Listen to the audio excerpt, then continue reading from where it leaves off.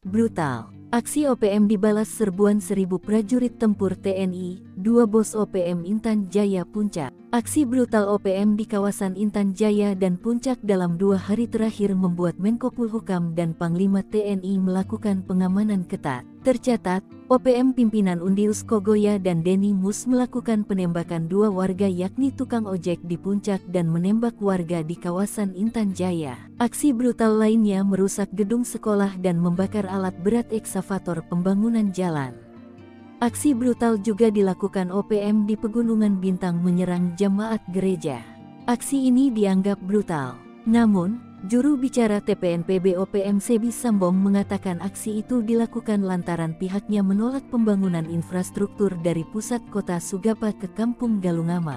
Pembukaan jalan dan jembatan tersebut hanya memudahkan akses mobilisasi aparat keamanan Indonesia ke kampung-kampung dalam menjalankan misi operasi militer. Alasan Sebi mendapatkan protes dari Komnas HAM Pri Perwakilan Papua bahwa tindakan OPM merusak fasilitas publik dan harta benda sehingga berdampak pada gangguan kondisi keamanan di wilayah itu. Namun Kepala Perwakilan Komnas HAM Papua Fritz Ramandai di Jayapura, Selasa, mengatakan pihaknya juga berharap agar kepolisian daerah Polda Papua melakukan upaya penegakan hukum secara cepat. Sementara itu, Menko Polhukam Hadi Cahyanto dan Panglima TNI mengatakan, menurunkan intelijen TNI Polri memastikan keamanan. Tercatat ada 6 zona merah di Papua yang rawan dari gangguan OPM yakni Intan Jaya, Maibrat, Paniai, Puncak Jaya, Nduga, dan Yahukmi.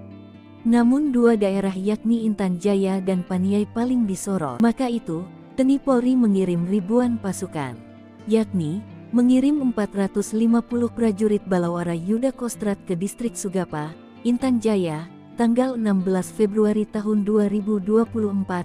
Kopasgat mengirim 400 personel di 15 pos wilayah Papua, Selasa tanggal 7 Mei tahun 2024. Lalu, mengirim 450 marinir akhir Desember tahun 2023, 400 pasukan Satgas Damai Cartens 2023, 450 Satgas Habema 2024, dan 150 prajurit Kopassus serta 800 prajurit Raider 2024. Pasukan inilah yang memukul mundur OPM. Bahkan kini 2 jenderal OPM di kawasan Intan Jaya dan Paniai tidak berkutik setelah TNI Polri melakukan pengamanan. Saya minta aparat intelijen petakan daerah rawan secara detail, jelas Hadi.